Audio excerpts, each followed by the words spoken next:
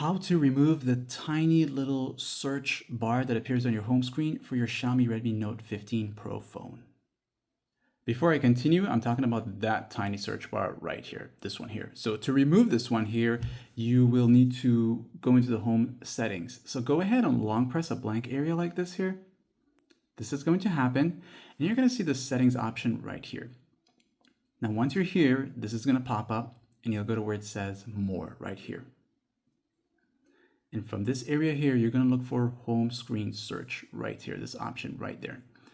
This is a individual dedicated setting for just that tiny little search bar there. So you're going to go ahead and turn this off. And of course, if you want to in the future, come back and turn it on to have it there. And once that's disabled, you're going to notice that tiny search bar that was here is no longer there. And that is the only way as of right now with HyperOS 3 to remove this feature. So that's it for this guide. Like and sub.